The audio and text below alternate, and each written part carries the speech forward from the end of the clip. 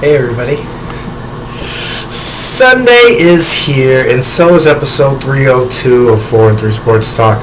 Raheem here, and it is a beautiful spring day. A little bit chilly here and there, but everything is everything, right? So where do we start first? The Tom Brady to Miami rumors that are starting to seem pretty fucking true? Or the Lady Fighting Irish's heartbreaking 66-63 loss to number one NC State? Shoot. I don't know where to begin. We have all this plus scores from all of your favorite sports. Oh, and I'm breaking down the edge rushers. I got my top 10 list ready. Episode 302 starts now, and just for shits and giggles, well, not really for shits and giggles, actually for point of reference, I am going to look up the NFL draft order just to make my conversational points connect, right? Just 1 second while I pull that up. Hope everybody is doing well. You guys are the best. I really appreciate you guys for supporting the show, putting up with my bull crap as long as you have. Gets greater later. And thank you very much for your continued support. Sorry, I'm just typing a little bit. NFL draft 22. We'll have to order. And let's go. NFL draft order for all 7 rounds. This is including trades too. So, as you might have seen if you paid attention to the Facebook page, I hinted towards tomorrow's episode and how I'm doing a surprise after the Combine mock draft. Well, that is very much so true. So I am literally going to spend the next 12 to 16 hours evaluating prospects and re-going over the old episodes and looking at my lists and notes and comparing them to what I have now from guys after the Combine.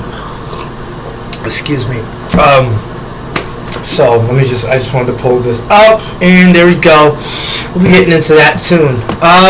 Anyway, thank you for bearing with me.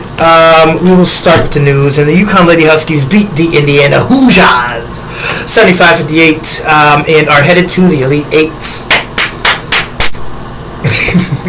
Memphis basketball men's, they're facing a slew of NC violations. See, Mr. Hardaway's trying to get up out of there. No one knows what the fuck is going on. And shit is starting to hit the fan. It's time to put those umbrellas up. Or, the hazmat suits or whatever. Kansas City Chiefs signed former Super Bowl champion halfback, slow down, Ronald Jones Jr. He was with Brady when Brady won the Bucs that Super Bowl. Their first, I believe, since 2002. And like I hinted to also on social media yesterday, the New York Yankees and their GM Aaron Judge, they're going to throw Aaron Judge, probably one of the biggest deals in baseball right now. I am assuming it's around let's say some Phillies. Anywhere between 380 and 400 million. Brian Cashman's got it. The Yankees franchise has it. But I don't think any baseball player is worth that much. Just saying. But then again, Patrick Mahomes got a $525 million contract. So, it's a lot of bread right there, huh? So Brian Cashman says that by opening day this deal will be done, all pencils down. He means business when he says all pencils down, because that means there ain't no more negotiating. It's the Yankees way, or you take the fucking highway and go play with the Cincinnati Reds. Kate Abramson Henderson is leaving the University of Central Florida to go play for the Georgia Lady Bulldogs. Don't know too much about her, but I know that her team was knocked out early, and that was not fair. aware. Kansas head coach Bill Self looks to avoid another Elite Eight exit. In those games of recent, he is 3-7, losing the last 3 in a row. Heartbreak, Bill Self. And finally, Villanova ends Houston's Final Four dreams 50-44. That's it for the news. Let's get into this NFL piece that I have for you guys. Route's top 10 edge rushers declaring eligible for the 2022 NFL Draft. There are 41 edge rush prospects. I have it narrowed down to 10. There are some guys that are an honorable mention who I might try to bring up tomorrow in the mock draft that I'm going to present to you guys. But anyway, here are the top 10 defensive ends, edge rushers, whatever you call them.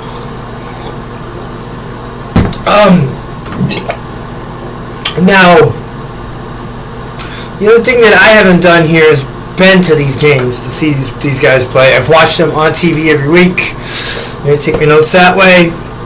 I also know what the professionals say about them as well, and that's how I factor in everything as far as making my own determinations. So everything I have on the prospects is all coming from me, my observations. I just jot it down, put it together, try to make it make sense, and here it goes. And I think this is one of the best lists that I've done yet. Here are the top 10 edge rushers going into the 2022 NFL Draft. Starting with number 10, out of Cincinnati, they had a great defense this year. His name is Myjai Sanders, 6'4", 240 pounds, and he was a senior. Just like a lot of great defenders coming out of Cincinnati that are going to be picked within the first 2 rounds, at least by ways that I have mocked it. And some that I've seen, like Todd McShay mock out as well with that corner. Ahmad something from Cincinnati too. Anyway, I'll bring it up tomorrow again when I do the mock draft. Anyway, here we go. He's not a huge upside guy in my opinion. Like, as there's one, like he's physically bigger than everybody else, or he's stronger. There's certain things that pop out about him. Honestly, he's maybe like a third defensive end, a guy that gives your number 1 and number 2 guy a breather. He can play inside on the run as well. Can come right ready to go in a gosh darn. Can come in and play in a 3-4 system, 2-point stance. Can utilize his quickness. I think that that will be good for Myjai Sanders. Little info here. He came undersized as an edge rusher at the combine. He was sick. Came in weighing 228. Flash forward to his pro day last week. He came in weighing 245. He plays differently with different sets of tools. There's nothing, like I said, that pops out that's going to be, I don't know, maybe, he's good at this or good at that. It's just a bunch of stuff that he does pretty well. So, he uses his arms well, in my opinion. He's got very quick feet, knows where he needs to be at the snap of the ball, and that's very, very key. Something that's going to get you a lot of playing time as a rookie in the NFL. On early downs, he can also shut down the play action. He's known to literally shut the shit down. I like the way that he does his little rips and his stunts and the moves inside. Those are pretty awesome too. But yeah, he's a 3-4 guy. Just like I said, 2-point stance is probably the best place to utilize his skills. And that's it for Myjai Sanders. Number 9. Now, you guys are going to start to critic me after this, because a lot of these guys probably don't belong this high. Some of them you think would be in the front. There's a certain Georgia defender on this list that probably you get mad where he is, but hey, I have my reasons. Number 9, Nick Benito from Oklahoma, 6'3", 248. He's a junior. He was redshirted. He's a fucking lightning bolt, wherever the fuck he is. You always have to account for his presence, or you're gonna pay. Huge upside guy. Speed is great. His get off, the quickness. As far as that's concerned, there's nothing really else. He doesn't have a pass rush ability to convert speed and power to know when to gun your fastest and when to be slower and actually use your strength. As far as that is concerned, when he rushes, he tries to bend the corner. When it's on a pass rush, when he's asked to rush the quarterback. Other things I've noticed about him, he's very raw, explosive, a freak athletic, boom or bust guy. But it's taught proper bull rush techniques, inside moves, stunts, stuff like that. He shoots the gap very quickly. Play with better discipline. I think he'll be a star. His scheme fit will be 3-4, and he will be found within the second or third round of this draft. Moving on quickly, number 8, Drake Johnson out of USC, 6'3", 224. He is a junior. Another guy who's what I call a raw, kind of like toolsy kind of guy. He's not somebody that's in there for a second, third down. Situational, schemed up kind of athlete here. He's the forgotten man in this group, and what I mean by that is I used to think he was a first rounder, but last year, his junior year, sucked absolutely. He's a bend around the corner, hope I sack the quarterback type of guy, good run defender, and I think he played well inside, used a combination of moves to get to the quarterback and to beat double teams, in which you saw often. Gap control, he's pretty good. And again, this is another 3-4 guys, two-point stance. Edge contain is what's best for him. As far as, like I said, the 2-point stance, or something he just stands up with his arms out. If that quarterback kicks out to his side, you just go and fucking demolish him. He's definitely that kind of guy. Play strength is a question, and that's because, with balancing, power and, speed. So, and I think that is something that is often college to NFL is hard to translate, but I think anybody works on anything, they can get better. Number 7 is another favorite of mine. You might remember him from when I went over Micah Parsons last year. I raved about this guy, and I thought he was going to come out of the draft last year, so I kind of did like a write-up on him and didn't even know that he wasn't going to the draft until it was too late. Wow. Arnold Ebiketie from Penn State. He's 6'2", 250. He was a senior when he graduated. Well, he'll graduate in June, but he's a senior, yes, nonetheless. Transfer, though. This is a guy, and please trust me when I say this. This is a guy who really reminds me of Tampa Bay's Shaq Barrett. As a matter of fact, I call him the poor man's Shaq Barrett. These guys, they're athletically the same, pretty much, and if you've watched what he's been able to do as far as his career is concerned in Tampa Bay, then I'm pretty sure you'll agree with me. Yeah, okay, we got it all. Sunny D, baby. Anyway, he has strong arms, plays with a fucking relentless motor. That's something that coaches rave about, coaches love. Kind of reminds me of Josiah Griffin, Central Golden Eagles defensive end / linebacker, who's headed off somewhere great to play to play football. Yes, and yeah. So anyway, that's kind of who this is. Kind of like the hybrid guy, 6'2", 250. In my opinion, he has enough in his tool belt to be a good but not great pass rusher. Just consistency, just lack of using something other than the cross chop or the swim moves, different stuff inside, and just pretty much that same repetition. Guys are gonna know how to stop that. But anyway, he has enough in his tool belt to be good. Not a great pass rusher.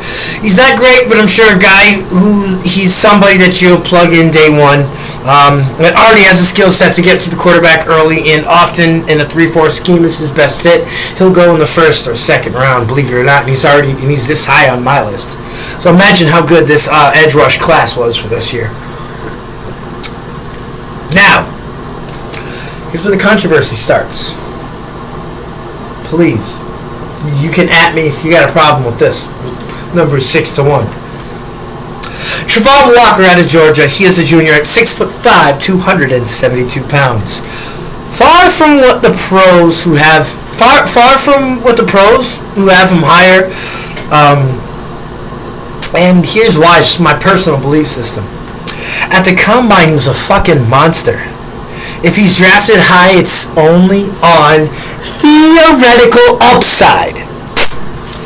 I didn't see this on film. Game film didn't. Definitely did not. I don't understand where any of this came from.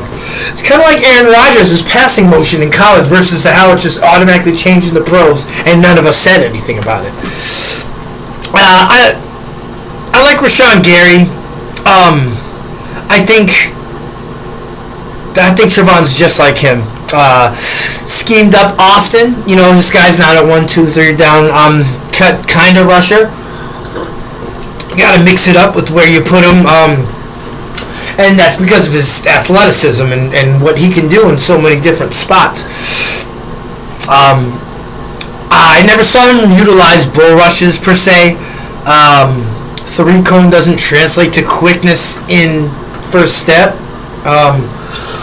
As far as he's concerned, most of the time he just stood up and spread his arms. As I was kind of talking about our number 9 guy, if the quarterback comes, get him. This guy was rarely lined up against a man to beat, as like a guard, center, something like that, either on either side. So when he was told to get the quarterback in those situations, he wasn't really that good. Lacked get off, pop with his hands, quickness as far as that's concerned. Reminded me of kind of how what Gregory Rousseau did in his rookie year as an underwhelming pass rusher. But I can see why teams might want to take him high. I get it. This guy he's mocked to be top 5 in a couple of drafts. And I just don't see what it's worth wasting a pick on a guy that's just really, you know, and I'm nobody as far as how I scout these guys and how I look at them. So if I'm able to make this good of an observation on someone like that, why wouldn't somebody who's professionally paid tens of thousands of millions of dollars to make these decisions fuck up here? It's just baffling.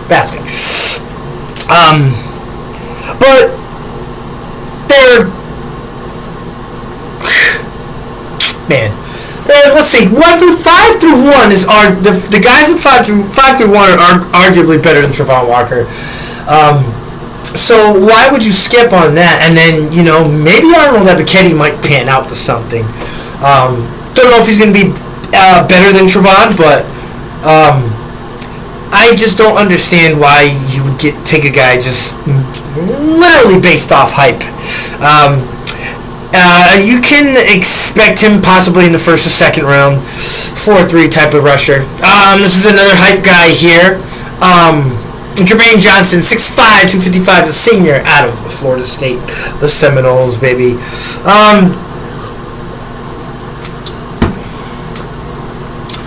This is somebody just kind of like the hype, same Travon Walker shit. You know what I mean? How this guy was a low pick.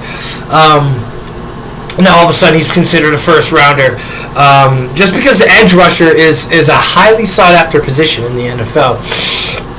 But that doesn't mean that the prospects that you always get are fully trained and are good and can really ball.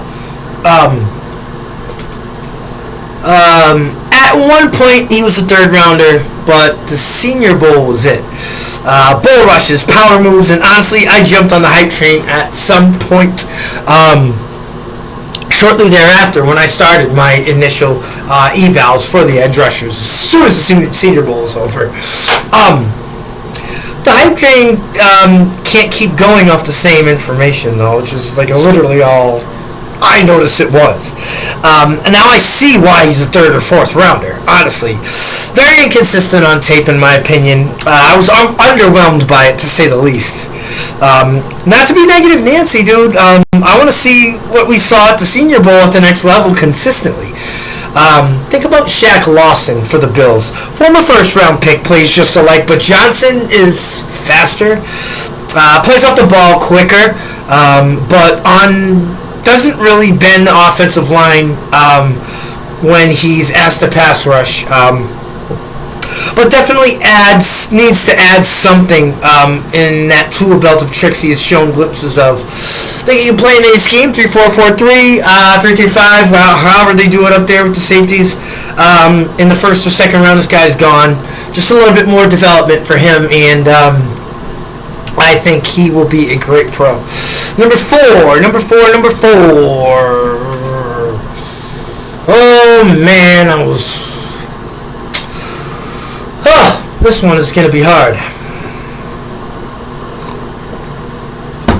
Number 4, David Ajabo from Michigan Wolverines, 6'4", 250-pound junior. This guy is a fucking problem on the field, and I would have had him as my number 3 guy. He's most likely would have taken top 15, maybe top 10.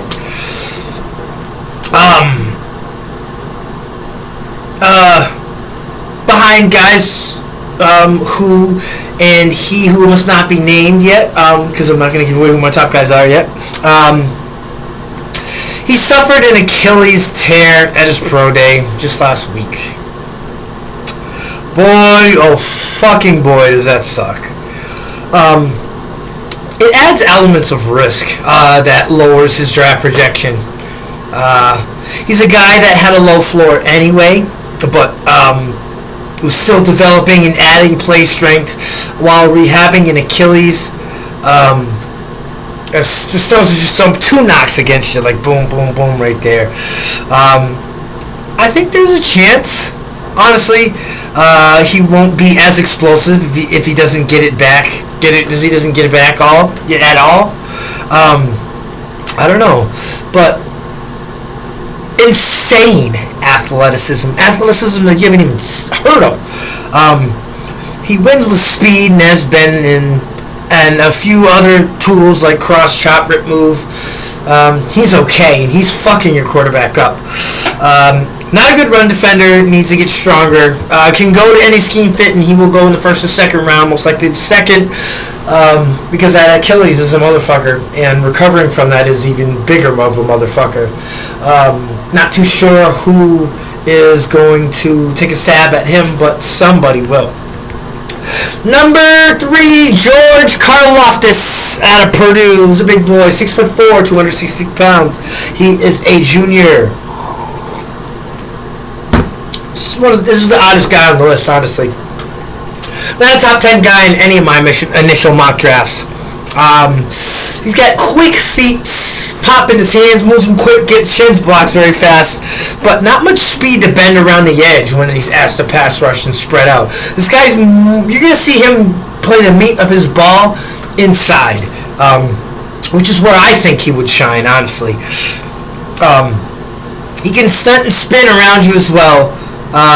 He's an effective pass rusher who has strong arms. He can flood the gaps quick as a motherfucker. I think he's a day 1 starter. He's a guy probably develop into a pro. 8 sacks, 40 quarterback pressures a year, year in, year out. He's going to be in this league for a very long time. Can fit any scheme, and I think this is a very safe pick right here. The only thing about George Karlaftis is maybe a little bit of a knock. There's not one thing that he does well. And he's kind of got the feel of a scheming guy. But I believe this guy's going to be a pro. This is a name that you guys need to remember. His name is George Karlaftis. Will be the first First Purdue Boilermaker drafted in the first round. Was Breeze even drafted in the first round? I believe it was. Fine. Where's my phone? Anyway, so. Yep, that's what I got for you on George Karlaftis. Number 2, Aiden Hutchinson out of Michigan. He's 6'7", 262. He's a fucking senior. Day 1 starter with all pro kind of upside. Arms, strength, but he's not explosive. Some say the arm length of his is sketchy. I've heard that from multiple people. Not much bend, but does enough to consistently be good. It's kind of hard to explain that. I think Max Crosby, the Raiders guy, is a hero, who just recently got an extension, and just think of him, watch his tape, watch what kind of year he had, and this is Aiden Hutchinson right here. Cross chop, inside swim master, but again, speed is not there really at all. Is he eventually going to develop into a top 10 pass rusher in this league? Maybe not now, but there could eventually be a day that happens. I might not be right, but this is definitely a preference pick for me, honestly. Scheme fit, he can fit any, and he is gone within the first top 5 picks. That leads us to my number 1 guy, and his name is Kayvon Thibodeaux out of Oregon. Character concerns for who? From whom? For who? He is a beast. Great rip move. He can bend with speed, moves around the edge with perfection. Uses extreme pass rush moves as well as his ability to stand up as a linebacker. Can do the 2-point stance too. Next generational type of fucking talent here. And it's dope that he's into crypto too, by the way, a little side fact. I think Kayvon Thibodeaux will be the new standard for defensive ends in this league. And that is it. I hope this list does not blow up in my face because a lot of these guys are good. There's so many little guys that were great that I left off the list. The guy who played for the Minnesota Beavers, he's a defensive end. If you can figure out what I'm talking about and leave it in the comment section, I'm going to help you out with something. And that's a word of mother.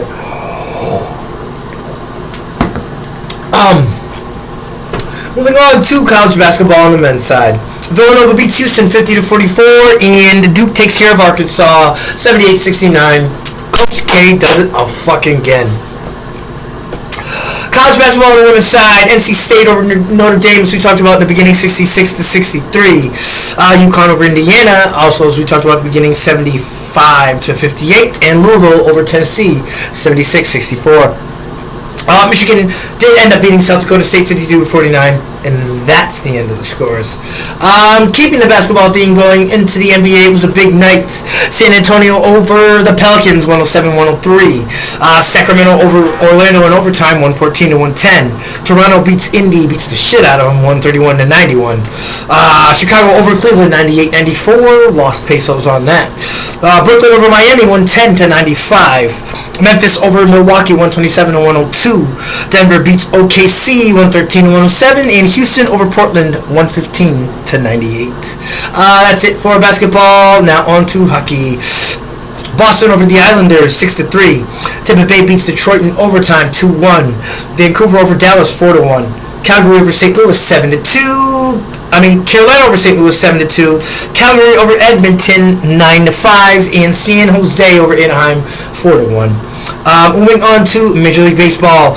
Toronto over the Yankees 10-9. Cleveland over Oakland 9-2.